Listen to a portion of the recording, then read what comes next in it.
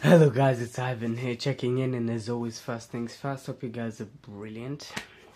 Second, in today's video I'm going to be talking about presence, which is the core of charisma basically.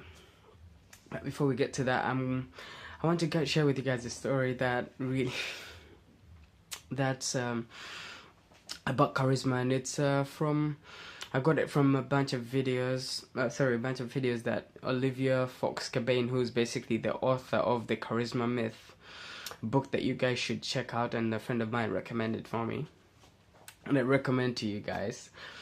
But anyway, in this book, she gives a bunch in the seminar she did after the book came out. She did I think an hour-long talks or something, and she gave a few examples. But one of them that I found was interesting was actually two. The first one is about Benjamin Disraeli, who was British Prime Minister twice once upon a time, but during his second reign, he was going toe-to-toe against William Gladstone, and they hated each other obviously, but when they were going head-to-head, one lady who was quite influential at the time got the chance to dine with both gentlemen, and after dining with William, she said she felt like she was having dinner with the smartest man in England, right? But after dining with Benjamin Disraeli, she said she felt like the smartest woman in England, and that made all the difference. You can almost guess who won. Benjamin Disraeli, because on top of being a seducer, he was charismatic.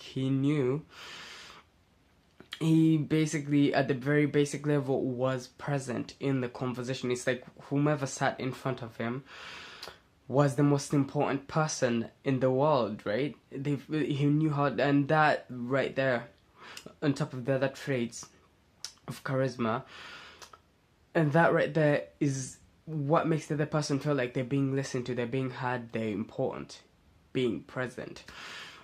And the other story that I thought was important was basically about Bill Clinton. I think it's Bill Clinton. That some people who met him, some of them said that I hated the guy before I met him, and I hated him after I met him.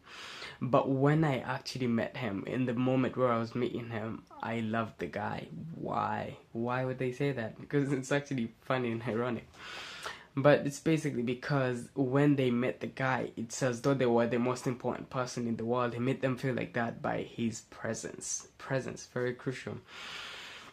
And obviously it's a tricky business to stay present, because it's very easy if you're in conversation with someone to fall in and out of presence, because the person may say something that's interesting, that sparks a thought in your head, or so you might remember you have something you have to do that you haven't done, or whatever, something like this that might get you in your head.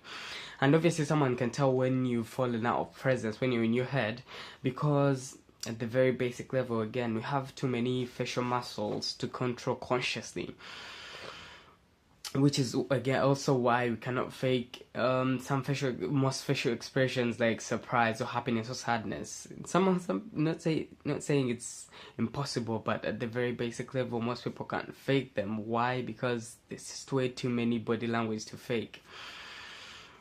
And anyway, when you get in your head or you start thinking about something else, your reaction time, your facial muscle reaction time will be a little slower, if that makes sense. Your eyes may glaze over, sorry, or you may look down or something random like that. Or your reaction time, for example, if they say something that funny, something that might be funny, or something that may call for some kind of reaction, your reactions may be a second or 2 seconds off, and people will pick that up, because we as human beings are programmed to pick up facial expressions within microseconds. And when they pick that up, obviously they're not gonna think for a second that maybe you're stuck in your head because of something they said that you may have not understood, or something like that.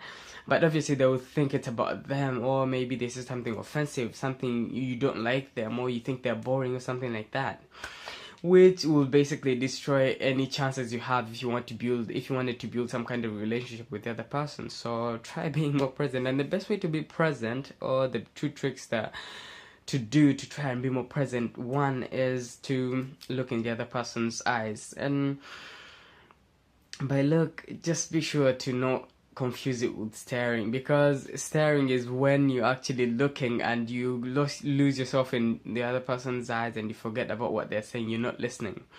So by looking, you have to look in their eyes, but also be listening to what they're saying, not just look at them. Not stare, but look at them.